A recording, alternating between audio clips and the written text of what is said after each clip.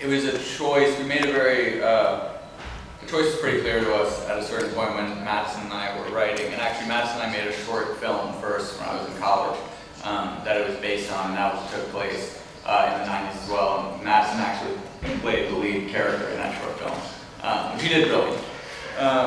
But for us, setting it in that time, you know, when you're, at least for me, when you start making a film, you look at everything, whether it's, you know, the music or the actors or the set dressing or whatever it is, they're all your tools to tell your story. Those issues that these kids are going through and also these parents are going through in the film are not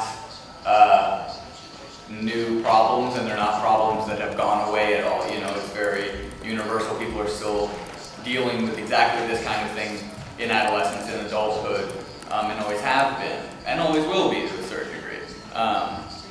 But what setting it in the 90s gave us was a means of looking at that was different. If we were to tell this story now, the sort of coping mechanisms for that has really changed with the internet, which has been amazing.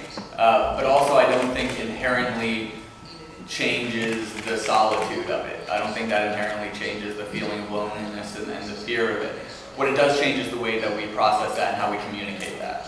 For me, I wanted to make a movie about these two kids who find each other and find that they're the only people that they can relate to.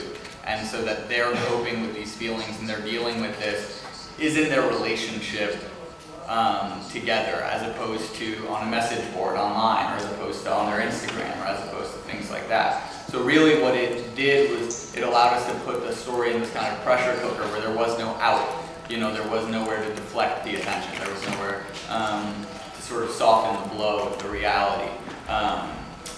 Also, you know, in the 90s in the US, you're sort of coming out of Reagan, and you're coming out of this like reestablishment of family values, and you're coming out of sort of this reestablishment of like gender norms and gender roles. And that's something that the parents in the film are struggling with just as much as the kids. I think you have this character of Tom, the stepdad, whose masculinity for him is about strength and this kind of like militaristic view of the world and of what being a man is, you know. And you have Karen, the mother, who is this incredibly loving person, but whose identity is also wrapped up in this idea of the man, you know, how she identifies with this person that she's with. And these are kind of the forces that these kids are like, wait, but this is bullshit. Like, this isn't real. This isn't how we identify or how we see ourselves. So that also just gave us a sort of larger cultural framework to put it in to sort of heighten the stakes of that. And be able to say a lot of that stuff without having to explicitly say like, well, in this world there's like